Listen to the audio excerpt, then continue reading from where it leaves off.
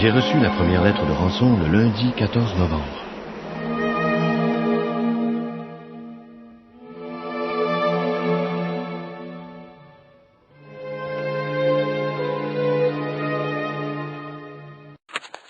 Le lendemain, j'ai reçu une seconde lettre.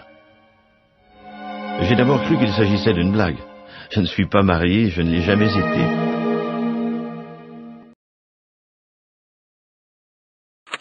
Le mercredi, nouvelle lettre, accompagnée d'une mèche de cheveux et de la photo d'une très jolie femme, une jeune asiatique que je n'avais jamais vue. La lettre disait « Ne jouez pas avec nous, 50 000 $ demain soir à 9 h, même endroit, sinon vous ne reverrez jamais vivante votre femme. » La plaisanterie devenait de mauvais goût. J'allais saisir le téléphone pour prévenir la police lorsqu'il sonna.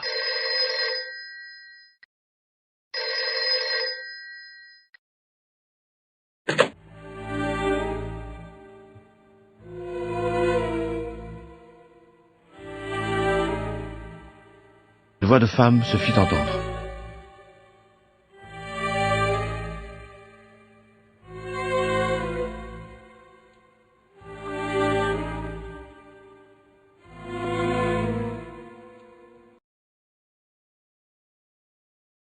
Puis une voix d'homme.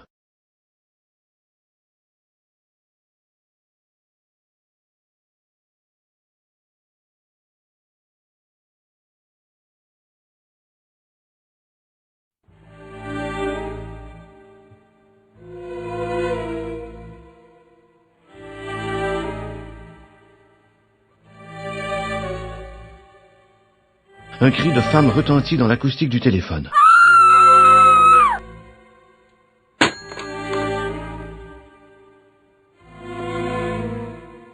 J'étais fou de rage et mort de peur.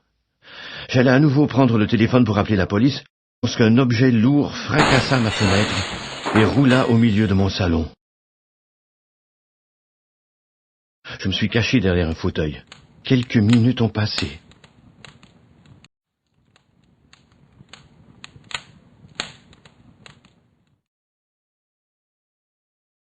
Puis, je me suis approché de l'objet. C'était un chiffon ensanglanté autour d'une pierre.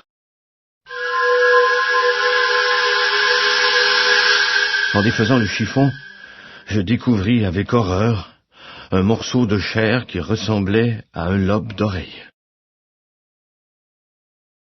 D'un coup, je me suis précipité dehors. J'ai couru jusqu'à la cabine téléphonique située juste en face de ma demeure. Dans la cabine, il y avait du sang. Sur le téléphone, une enveloppe était collée.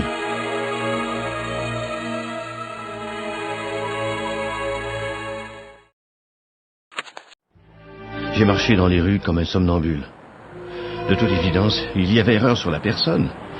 Les ravisseurs croyaient que j'étais marié à cette femme. Dans cette ville, il y avait sûrement un homme portant mon nom, Marcel Martin, dont la femme avait été enlevée. Je consultai le premier bottin téléphonique sur ma route. Il n'y avait pas d'autre Marcel Martin, mais 12 M. Martin. Je les ai tous appelés. 7 étaient des femmes. Martine, Marie, Michel.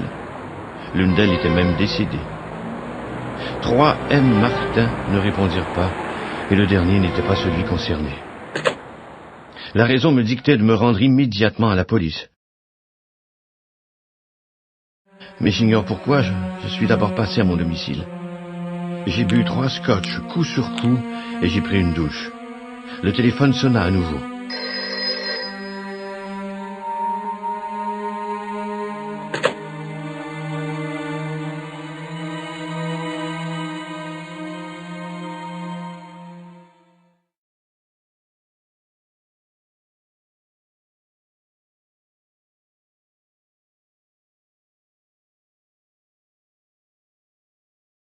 J'ai pris la bouteille de scotch et je l'ai vidée.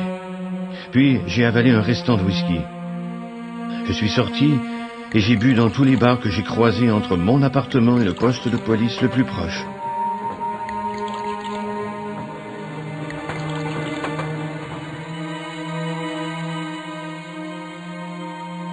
Quand j'ai fait ma déposition au flic, il a cru que je délirais.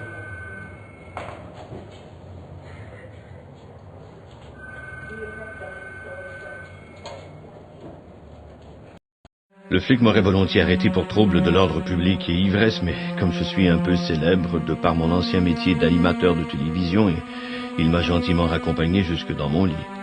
J'ai dormi comme une pierre. Le lendemain, je me suis éveillé à midi avec une terrible gueule de bois.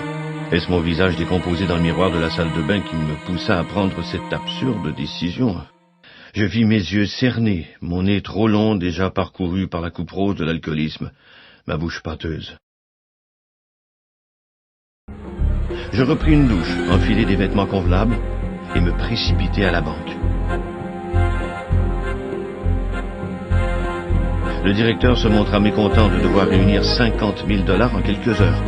Cependant, il n'osa pas poser trop de questions indiscrètes. À 9 heures, j'étais au coin de la 8e rue et de la 17e avenue.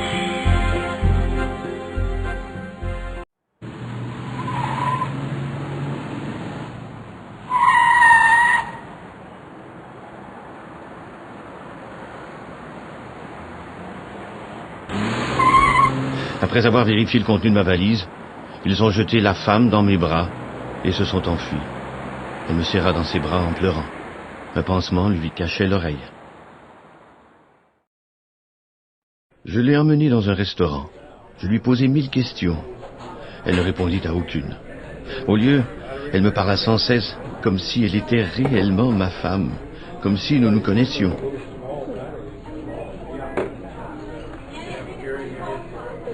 J'aurais dû la conduire à la police. Celle-ci aurait éclairci toute cette affaire. Mais je risquais alors de perdre cette femme qui me fascinait.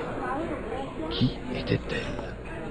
Pourquoi faisait-elle semblant d'être mon épouse? Était-elle le cerveau de cette bizarre affaire? Je voulais savoir, comprendre. J'étais résolu à ne pas la laisser partir, tant qu'elle n'aurait pas répondu à toutes mes interrogations. À minuit, j'ai voulu la raccompagner chez elle.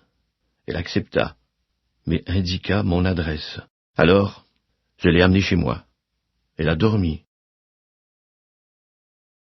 Le lendemain matin, elle s'est jetée sur moi et nous avons fait l'amour. 10 années sont passées. Elle n'a jamais répondu à mes questions. Nous vivons ensemble comme mari et femme. Je l'aime plus que tout au monde. Parfois, je pense que je suis réellement fou, que j'ai inventé cette histoire de ravisseur, d'argent et de lettres anonymes.